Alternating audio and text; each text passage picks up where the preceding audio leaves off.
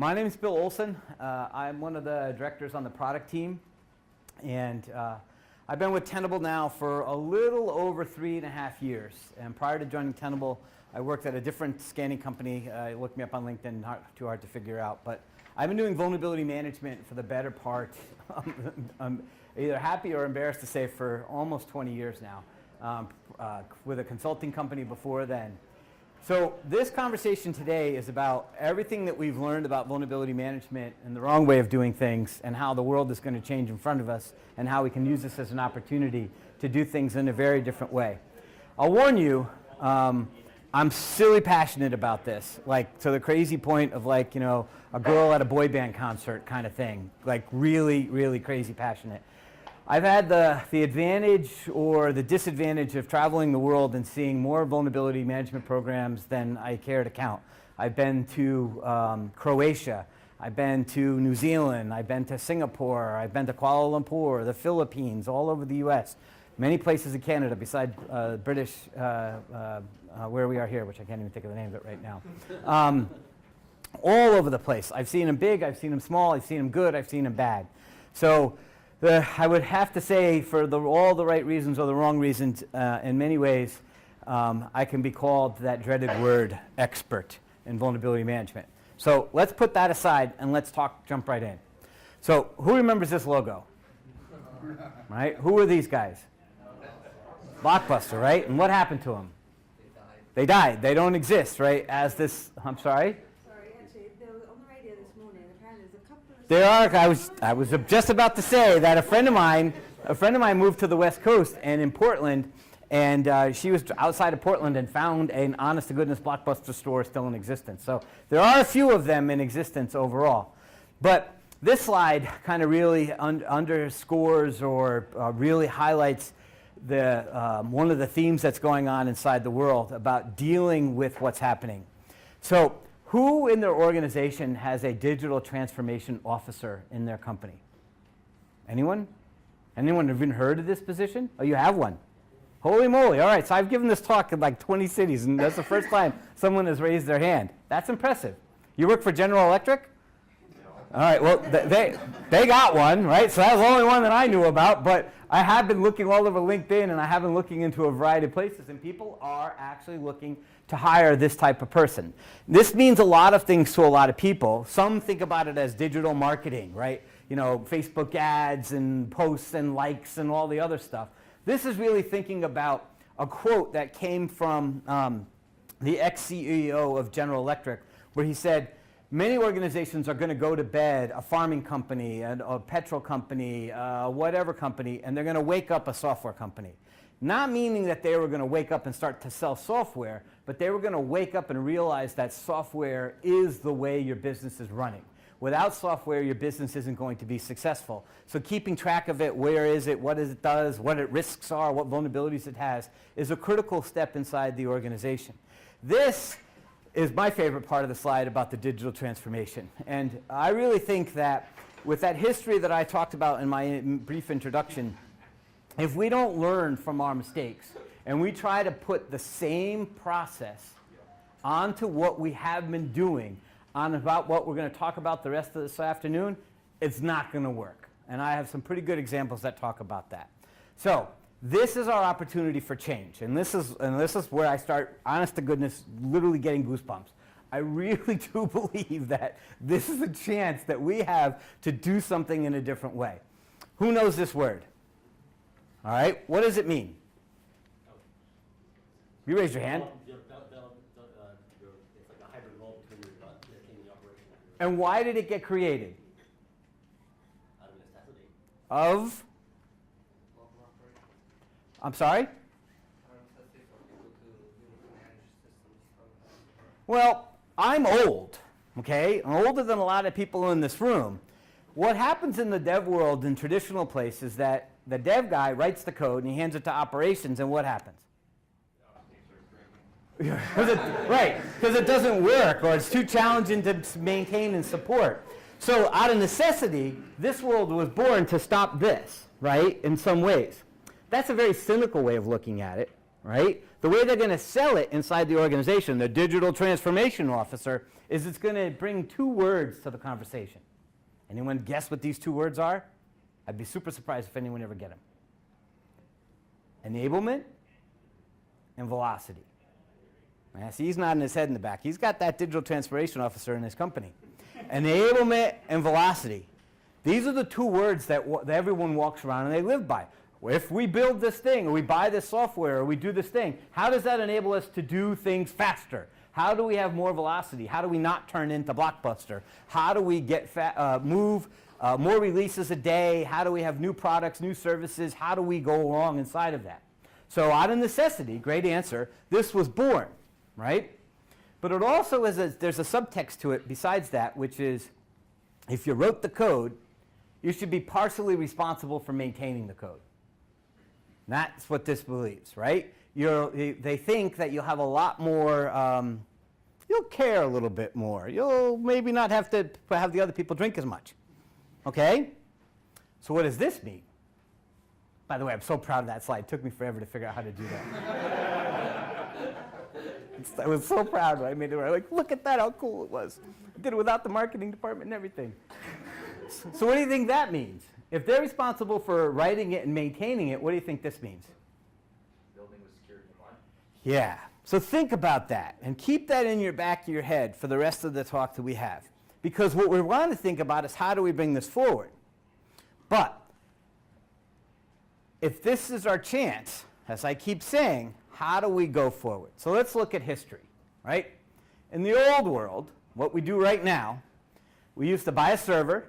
Does anyone even buy servers anymore, right? You call up Google, you call up Amazon, they whip up one for you in 5 seconds and you're done. You'd buy a server, right? Make the request. It would get deployed 3 months later, right? And then eventually you might even come up with some kind of way of maintaining it and patching it, right? So in the vulnerability management world, what does this look like? You have one system, 3 owners. Anyone ever seen this before? You got one box, one person responsible for the operating system, another group's responsible for the database, another person's responsible for the web application or whatever the case is. This is a challenge, right? Keeping track of what happens, this is a huge pain in the butt. And I would argue that this is the single reason that stuff doesn't get patched in the world. Can't find the owner.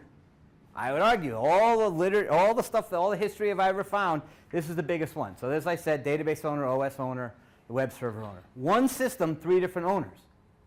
This is why most vulnerability management programs are stale. They're ugly. They're not well formed. People run around and complain. It's good for a vendor, right? Because people say, hey, you know, it's time to get a new tool because our processes are broken. Maybe not. Maybe you should think about the process. Tools can have benefits, but if your process is broken, that doesn't make a lot of sense. And this is what you end up playing. Anyone ever played this game? Yeah. Can you win this game? Of course not. This is a never-ending game that the moles just go faster and faster. So you have to rethink what we're talking about.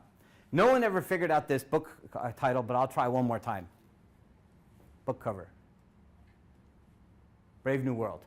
No one's a literature. So whether you're in this waterfall world of creating software, right? And there's iterative waterfalls, by the way, or you're in this world of this agile development where things are spinning up. You're working with giant pieces of monolithic code, or you've got modern art. I love this. By the way, I should have told you all my slides came from Google. That's where I find most of my work. And Google image search, my favorite thing. What's scarier? Tim Curry. Who knows what this thing is over here?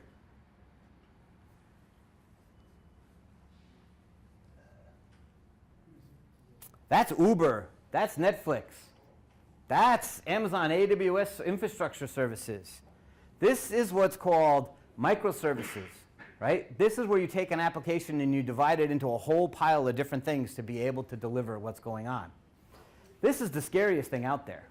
Because when you think about how the world is going to build technology, where they're going to smash things into bits to create enablement and velocity. They're going to move to lots and lots of iterative releases happening 3, 4, 5, 6, 40 times a day. Keeping track of all of this is going to be real painful. Now, if this is what the world is going to look like going forward, if we plot this picture against the new world, this is what it ends up looking like. You got all these different services, I should say, not servers, all these different services. Now how are you going to find the owner? Right? And it probably even more looks like that. It's a never-ending blur. Finding the owner when multiple people are developing code on the same or different services all day long is going to be impossible. Keeping track of them is not going to be possible. Who knows the term ephemeral? What's it mean? Doesn't persist. So if you go back to this slide, and all of these things are non-persistent because they go scale up, they scale down. How are you going to find the owners of things that are there for 4 seconds? This is not a challenge. If we think about, this is a wicked challenge. If we think about trying to solve the problem in the same way, it isn't going to work. And this is what we're headed for. Right? DevOps is this beautiful, magical unicorn, but security is going to be around, sweeping up the rainbows. Again, I stole this slide. This is a very old slide. Been around for years, but it's the kind of thing that we have to think about for the strategy of the future. It's very true. See, I told you I wouldn't need the whole 45 minutes. And we're blowing through it pretty quickly. So, who's heard this term? Shifting left. What's it mean? You didn't think you were going to come here and have to answer a question, did you? You raise your hand, now you get called on. Bringing security to the design phase of a product. Okay, I like where you're going, but you use the scary word, design phase, which sets me up perfectly for some of my next slides. Thank you very much. So this term shifting left has everything to do with, as he said, bringing security into a different place.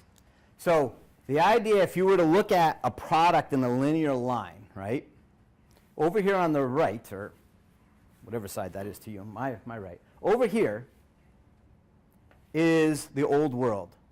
You've got a system that's alive, it's been doing things for a very long time, you take care of it. Who's heard the term pets and cattle? A couple people, right? This is a unique thing. I have lots of pets, 3 dogs, 2 birds, and another dog that comes to visit every once in a while. I got names. They sleep in my bed. Take care of them. They get sick, move heaven and earth. Cattle, not so much, right? They're more worried about what they can produce and what they're good for. Not nice for a cattle, but it is what it is. That's why people think about it this way. Over here, you have lots and lots of pets, right? Somewhere in this middle line here, you got lots and lots of cattle. Task-specific workloads, another term people talk about, right? Things that to accomplish a particular task. Shifting left is, how do I get security as far into that development process as possible so that we can have a better talk? So what we're going to talk about for the rest is one single track in this concept of shifting left. There's a zillion ways to do this, but we're going to pick on one. Just one little tiny little sliver, okay? What are those? Containers, right? Containers in our world, in the development world or in the product world, this is how people deliver these microservices, right? They deliver and they containerize applications, a big word out there, right? So that's what we're going to talk about for the rest of the time. For everyone who doesn't know what a container is, it's real simple. A container is everything that's needed to accomplish a task. Anyone know how to write code? Okay. You? How many lines of code will it take you to add 2 plus 2? One line. Okay. In what? Perl, Python, Go, Ruby, something sexier, C++, all of them. Hey, he's impressive. Very good. He can do them in all, right? One line of code. Do you need an operating system? Yeah. Do you need a whole operating system, or do you need some libraries that are able to utilize? Library. Okay. Yeah. So you don't need an operating system. You need just enough to add 2 plus 2. One line of code plus the little bits and pieces to make that work. And if you write in Python, you could use MicroPython, right? Which is even tinier. Super small. Just enough to keep things going. to get things going. From an operator standpoint, some serious advantages, right? Less cost, less overhead, less to manage. From a security standpoint, what's our advantage? Smaller surface. Ding, ding, ding. Less things. Less things, a smaller surface. Less things to manage, less things to worry about, less things to patch, less things to test, so on and so forth, right? Very important that we think about that. Containers are cool. You can put them everywhere. There's a variety of different ones. The 800-pound gorilla in the room is this company called Docker. Anyone heard of them? Yep. Lots of stats on this slide. This is a stat right off of their DockerCon from last spring. What do you think the scariest number on the page is? That the growth is up 40% in 1 year. They've got 8 billion downloads, which is almost as many as Nessus, which is who Tenable is. Her 500,000 Dockerized applications. 20% growth. Applications, interesting. Very interesting. Why do you think that is? Now, we're all smart people. You go outside in the street here and you find one of these on the ground, what are you going to do with it? This guy in the back of the room hands me a thumb drive. Can you plug this into your computer and send me your deck? I'm like, I don't think so. Not going to happen. Not going to happen. Right? No offense. Not going to happen. But do you know what your developers are doing? Downloading shit off Docker. Yeah. Thank you very much. This is what it is for them. It's an open-air bazaar. They have the ability and the necessity that was created by that digital transformation officer inside the company that's driving enablement and velocity to do what? Go faster, deliver more code, deliver more products, deliver more services. So if this kind gentleman was kind enough to write a little application in MicroPython that added 2 plus 2, and I needed to add 2 plus 2 on Sundays at 8 o'clock at night, could I just Google that? Go to Git? Get it? Oh, hell yeah. Happening all day long. There is very little oversight and very little understanding what's happening. Docker has put in some ideas and thoughts around it. There are tons of products that are thinking about how to get involved. Tenable has one, of course. There are lots of products that are trying to get into that space. But if we utilize that same old school vulnerability management methodology, it isn't going to work. So to your design question, let's talk about how we change that to bring that forward. So we all had a goal, right? One of our goals when we got security into the, use your word, design phase, right? I'm old, so I remember when CISO didn't exist, right? Who's read the Phoenix Project, by the way? You should all read it. You should go buy it right now, go buy it at a used bookstore, get it off the internet, read the Phoenix Project. I made more money for Gene Kim than he's quite happy. He's the guy who wrote the book. Trust me, it's hysterical. If you work in this business for more than 5 minutes, you'll not just the security and IT, you'll understand. The idea is that the goal for security to get involved in the design phase, right? Security, though, some of these guys, myself included when I was a young man, a long time ago, we get a little full of ourselves. And we got these great names, right? Port Nazi, remember that name we had, right? We're the, in short, I don't have to give any other names, we're the no guys. We're the guys who say no, right? So we get involved, we get a CISO who says, we need to ensure security as part of the design phase in all applications. They say, okay, great. They invite security into the meeting. Security says, no. How many more meetings do they get to go to? Oh, I forgot to invite you. Sorry, the Zoom calendar. Oh, your calendar was busy, blah, blah, blah. 100 excuses and you're never there anymore, right? So then what happened? They said, all right, well, we know what we'll do. We'll set this policy up that says no application can go live until it's tested. We put a gate up, a big toll stop, right? Well, then what happens? We put our toll stop up and say, no application can go live unless it's been tested. Which is true, right? The business sells an app. They're going to tell the customer it's going to go live Thursday at 8 o'clock at night. Everyone's super excited. Congratulations, champagne's popping everywhere. The development team killed themselves to get it out the door. They got it out the door, or they're about to launch.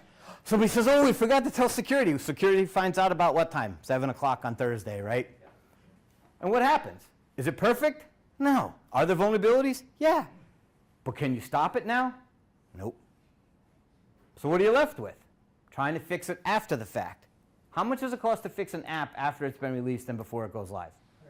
Yeah, it's insane, the cost, right? So again, this is not, I'm not like inventing the wheel here. I didn't discover fire. These are literally all the mistakes that we've made.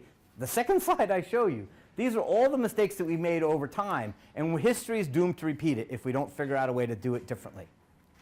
So, this is a Bill Olson-ism if there ever was one. And I want everybody in the world to be saying this inside of 18 months. Policy-driven delivery. That was our goal, to use your word. I'm picking on the design, I'm sorry. But I know what you meant, but you said design, so I had to get in there. Our goal was to get security as part of the design, right? To get security early on in the conversation. Our goal was to give everybody our thoughts and feelings and to be able to have everybody understand what's happening. The problem is that we're people. We have opinions. You put 10 of us in the room, you're going to get 10 different opinions. That's not very, it doesn't help those two words. What are those two words? Yeah, velocity and enablement, right? How that doesn't help those two words? So the only way we're going to think about that is if we go back to that goal, where we get security as part of the process. And this is my thinking of how I interpret, DevSecOps. I interpret it as that we get the security technologies, we get the security tools, we get those products, processes wired into their world, okay? So that they're told at the time that they develop the application, that they press the build button, they're told at that time what the challenge is. So this is what we want. We want testing prior to deployment. That was our original goal, is that we wanted to get involved before everything got deployed. The cost benefits are insane by fixing things early. So keeping track of that would be hugely beneficial. So the idea is that you do something like this. You get wired into the SDLC, right? You get the systems to be integrated inside. Bamboo, Jenkins, the Artifactory, other technologies, right? Wired into the SDLC. Now, whoop, too far. There's a word that's missing from this slide. Now, Tenable, Qualys, Rapid7, Tripwire, they're vulnerability management vendors. And what do? Yes. Very good. What word is not on this slide? Static code analysis. Yeah, we're not scanning. Scanning is like the word agent. Do you have happy feelings when someone says agent? No. You have agent fatigue, it's cost, scanning's like a dark cloud. We did it all wrong, people. We did it all wrong. And for us to dig us out of this hole is going to take a long, long time. Probably forever. So let's stop. If we don't call it a scan, we call it security tests. When a developer presses the build button, do you know what happens? What happens? If you're part of a process, you press a button, all sorts of things happen, right? You get unit tests, integration tests, you get all these tests that happen, right? And your build passes or fails. If your build fails, do you get a big red mark on a big screen or some pew-pew meter that goes up on some CISO's dashboard that says, Jim's group, security fail? Nothing like that happens, right? Nothing at all. The developer stops, says, why is it failing? Half the time, if you've written good, if you're having even a test-driven development policy, where you write the test that how you're going to develop the code, half the time when the build fails, the test is going to tell you where it failed, why it failed. And you can go target and figure out how to fix it pretty quickly, right? Not the end of the world. You move on, you make the test, you move on. Are feelings hurt? No. Are people enabled? Are you slowing down velocity? No. It's all part of the process. So if we build the security part as rebuilding security into this step, into that part, and communicate to the developer in the language that they speak, Jira, HipChat, Slack notification, whatever it is. Give them that same alert at that same time when they press the build button. We will have the best chance to be part of the design. We will have the best chance to solve security issues before they're live, to lower our costs, to manage our costs, to have that policy-driven delivery goal that we all wanted in the first place. So this is why I think if we do something different, it will make a huge difference. So we talked about the 100 times cost that we said that before, right? There's a number of other advantages to doing it this way. Does anyone know what an SCA is? Software Composition Analysis Application? Right? Anyone use open source software as part of their build process or part of their delivery things? Right? Yeah. Do you know what the Apache license liability controls are on those things that yeah, right?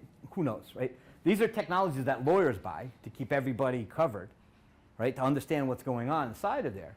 But the beautiful thing about Docker specifically, do you know a Docker, if you've ever seen a Docker file, it's a human readable file.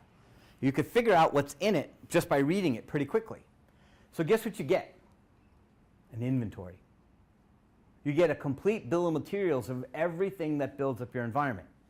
I said it many times, I'll say it again. I'm old.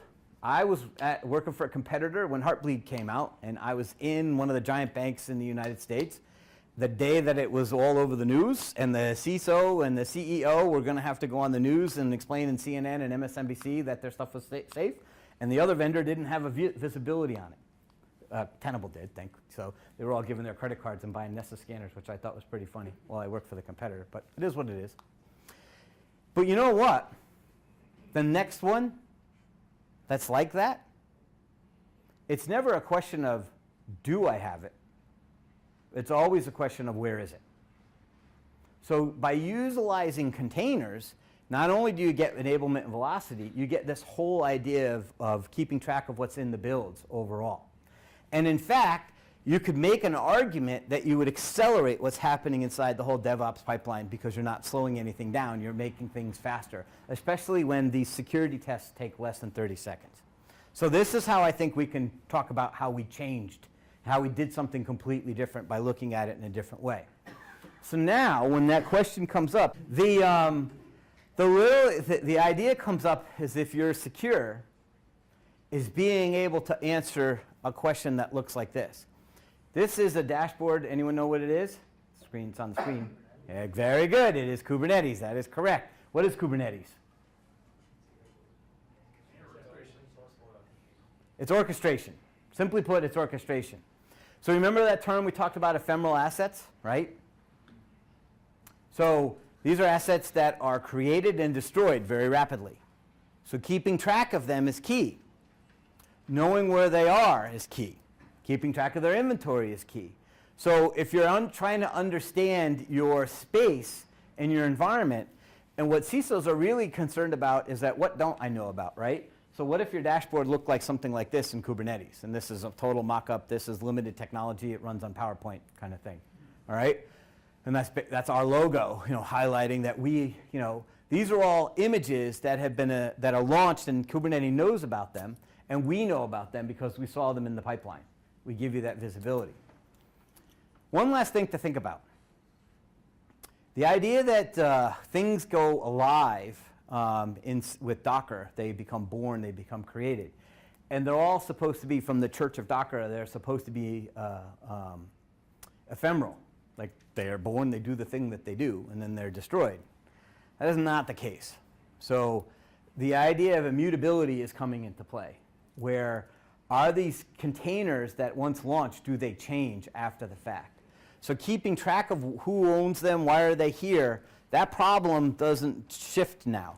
That's a problem that we had with our pets. That problem is only going to get elevated, escalated, exploded if one application was on one server that had 3 owners, and now you have one application that has dozens or hundreds of microservices. Keeping track of all of those owners and where they exist and when they're born and when they're destroyed is going to get that much harder.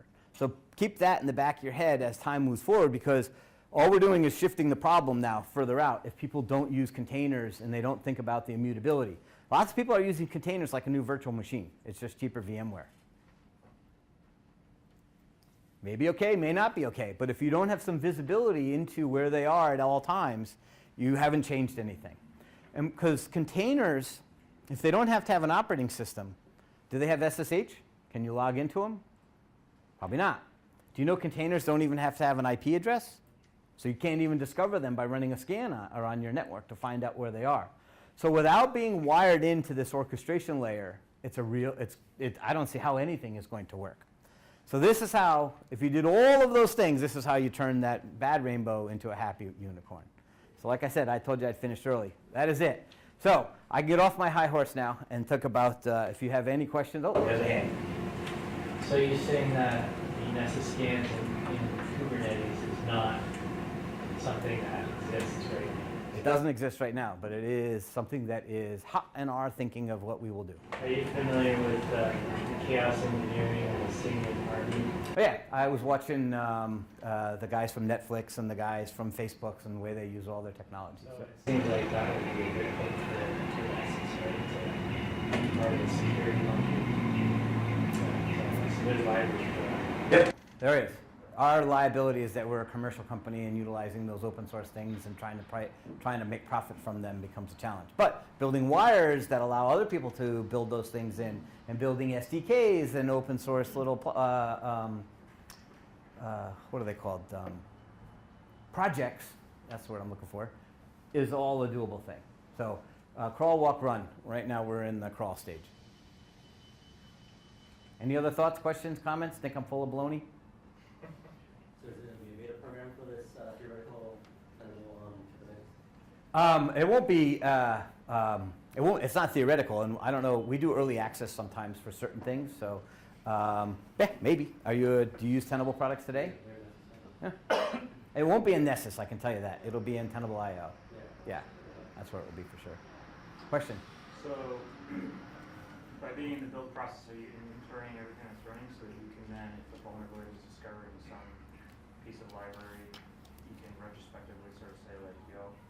Okay, so I covered containers at this much, and we left out layers, registries, repositories. We left out all of the things that make them work, right? So, to answer your specific question, yes. If things move through our technology, all of the container images, the recipe that builds a running container, are stored in a way that will constantly reassess them. So if new CVEs are published and that image has that code, we will then highlight that there is an image that has that vulnerability. We're wondering what the worth of that is, frankly. In the concept of ephemerality, which is not even a word, but in the concept, is that a word? I don't know. I'm making it up. In that concept of that, how things being so ephemeral and having such a high amount of iteration, we're knowing that the old stuff is still vulnerable. It's more, I think, going to be more relevant to understand that these images are still running, and are we still assessing them? So you're going to have both. You're going to have the historical records being reassessed, wired to the deployment technologies, whether it be Kubernetes or Rancher or CloudFormation, Terraform, wired to them. They can't do one without the other is my point. They're going to have to be wired together, and that would be the only way to know that a long-running container has a vulnerability in it without being able to scan it while it's alive, while it's running. You have to scan its image before it was launched. If you have this idea, and this is where we go way deep into the weeds, you still one variable though. Is that running container immutable? Has someone changed it in some way after it was launched? The image of each container has a unique identifier. If that identifier doesn't change, then we can know that that is the case. But if this container changed, then we can't necessarily guarantee that, and therefore we would flag that container as not having one of those logos. That make sense? Sort of? Yeah, all of that makes sense. I'm just surprised that you don't think that historical view would be valuable. I can think of 4 or 5 ways that it would be super valuable. We've talked to customers for the last year, and They don't care? it's not that they don't care. I think that this is so crazy immature, and there's 70 vendors screaming at them in 40 different words, right? That they're really just kind of like, what do we do? But I mean, at some point, you have to notify the Yeah. DevOps guy to like fix their broken crap that's insecure, right? That's our whole job, right? That was like, well, that's, Right, it would be. that's why we get, right? But And then the CISO wants to know, like, well, how long has that container been running with a broken thing? I agree. Like surely that would be valuable too. I get it, but when we talk to customers, the feedback has been less than specific on that capability. We do it. That's what our technology does. Other vendors don't do it as much. I'll say it that way. Well, for what it's worth, we're thinking of shifting to you because you do this. Well, that at least one guy endorses us. Hey, Winston, we get to keep our jobs for another week. Any other questions or thoughts? No? I do make light out of this, but in reality, the last thing I'll leave you with is that new problems need new solutions. You know, when you think of where we are in 2018 and we're using a scanner that was invented in 1999 to solve the problems, I mean, right? You just, you know, what other things besides like the gasoline engine are the same? There aren't many things that, you know, time marches on and progresses, and we need to think different, not to steal too much from Mr. Jobs. I appreciate you guys taking the time. Have a great afternoon.